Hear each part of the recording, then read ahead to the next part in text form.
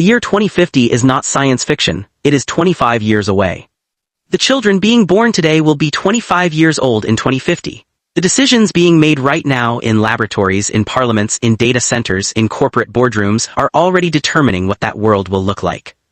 And the scientists who study these systems are not optimistic about everything they see coming.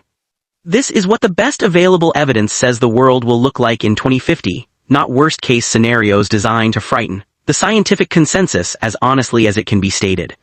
Some of it is extraordinary, some of it is terrifying, all of it is real.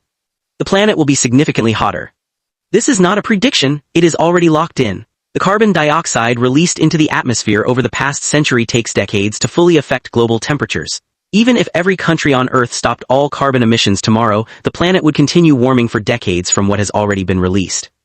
The most widely cited scientific models project global average temperatures 1.5 to 2 degrees Celsius above pre-industrial levels by 2050, and likely more if current emission trajectories continue. This may sound small. It is not. At 2 degrees of warming, scientists project that coral reefs, which support roughly 25% of all marine life, will be functionally extinct. Arctic summers will be ice-free. Extreme weather events, heat waves, floods, droughts, wildfires will occur more frequently and with greater intensity than anything in recorded human history. Coastal cities face a different kind of threat. Sea levels are expected to rise by between 15 and 30 centimeters by 2050, and potentially much more if ice sheet collapse accelerates. Hundreds of millions of people currently live within 1 meter of sea level. Miami, Jakarta, Mumbai, Shanghai, Amsterdam, all face mounting challenges from sea level rise that will only intensify after 2050. The food system will be under unprecedented stress. Global population is projected to reach approximately 10 billion by 2050. Feeding that many people requires roughly 50% more food production than today, while simultaneously dealing with the effects of climate change on agricultural productivity. Wheat, maize, and rice, the three crops that provide the majority of human calories, are all projected to see significant yield reductions in key growing regions as temperatures rise and rainfall patterns shift. Some models suggest global wheat yields could fall by 6% per degree of warming. At 2 degrees, that is a 12% reduction in a crop that feeds billions. Freshwater is the deeper crisis. Agriculture accounts for roughly 70% of global freshwater consumption, and the world's freshwater supplies, fed by glaciers, snowpack, and aquifers built up over thousands of years, are under increasing stress. Glaciers that supply water to hundreds of millions of people in Asia, South America, and parts of Europe are retreating at accelerating rates. When they are gone, they are gone. The Himalayan glaciers that feed 9 major rivers across Asia, rivers relied upon by over 2 billion people, are expected to lose between one-third and half their volume by 2100, with significant losses already occurring by 2050. Biodiversity will continue its catastrophic decline. The current rate of species extinction is estimated to be 100 to 1,000 times the background extinction rate, the natural rate that would occur without human influence. Scientists call this the sixth mass extinction. The 5 previous mass extinctions were caused by asteroid impacts, volcanic eruptions, and other catastrophic geological events. This one is caused by us. By 2050, scientists project that up to 1 million species face extinction, many within decades. The loss of biodiversity is not just an ethical catastrophe, it is a practical one. Ecosystems are extraordinarily complex. The removal of species from them often triggers cascading failures that affect agriculture, water systems, disease control, and climate regulation in ways that are difficult to predict and impossible to fully reverse. Artificial intelligence will have transformed nearly every sector of human activity. The nature of work will be fundamentally different. Researchers estimate that between 40 and 80% of current jobs will be significantly disrupted or eliminated by AI and automation by 2050. Not just factory work, legal analysis, medical diagnosis, financial advising, journalism, design, and dozens of other knowledge-based professions are already being transformed. This does not mean mass unemployment is inevitable. New forms of work will emerge as they always have, but the speed of this transition is unprecedented. Previous industrial transitions took generations. This one may take decades, faster than educational systems, social safety nets, and labor markets can adapt. The geopolitical implications of AI are potentially even more significant.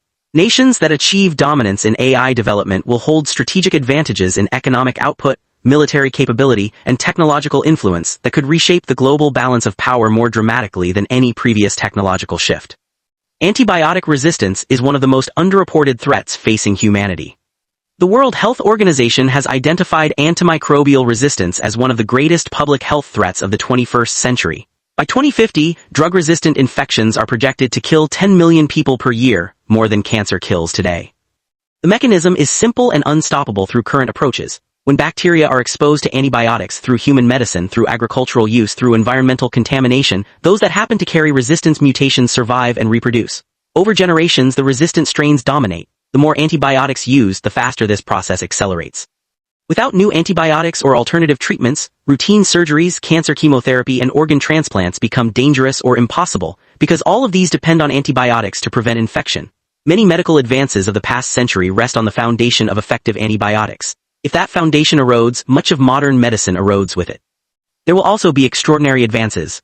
Renewable energy is already transforming the global energy system at a pace that surprises even optimistic forecasters. Solar power costs have fallen more than 90% since 2010. By 2050, renewable sources are projected to provide the majority of global electricity in most forecasts. The transition away from fossil fuels will not be complete, but the direction is clear and accelerating.